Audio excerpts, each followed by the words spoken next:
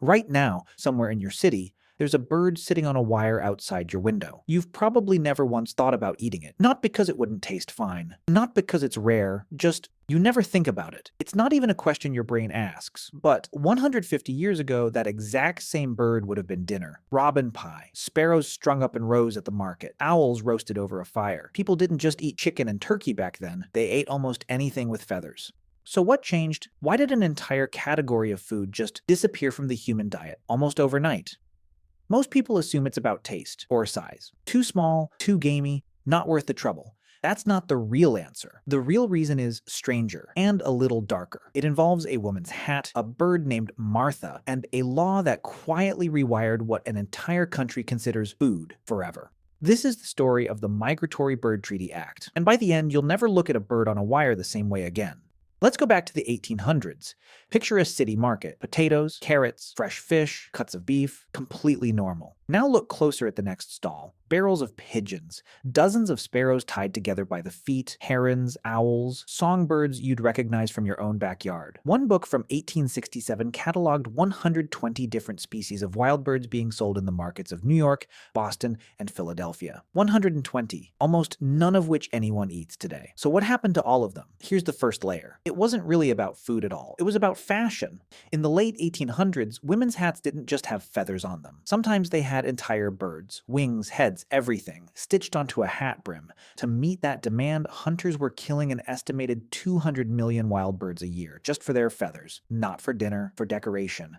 But here's what's fascinating. The hunting for feathers and the hunting for meat were feeding off each other. Hunters weren't picky. A bird killed for its feathers could still be sold for its meat. A bird killed for food could still have its feathers stripped and sold to a hat maker. Two industries, one dying bird population. And it might be the strangest part of all. Some of the people eating these birds weren't doing it for fun. Enslaved people in the American South were often only allowed to hunt for food at night after their forced labor was done. That meant hunting nocturnal animals, owls included.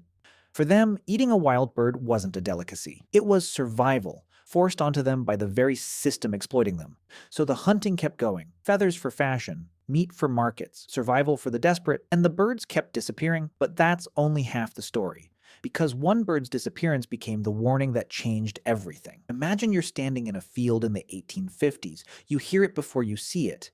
A sound like distant thunder, except it doesn't stop. You look up and the sky goes dark. Not from clouds, from wings. A single flock of passenger pigeons could stretch a mile wide and hundreds of miles long. Naturalists described flocks that darkened the sky for 3 straight days as they passed overhead. There were an estimated 3 to 5 billion of them, the single most abundant bird on the entire continent.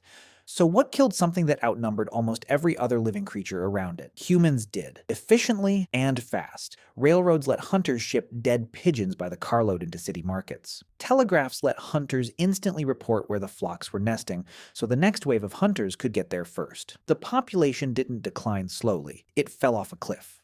By the 1890s, flocks that once numbered in the billions were down to dozens.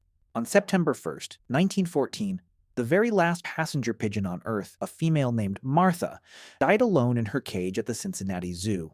A species that had once blotted out the sun for days was gone in a single human lifetime.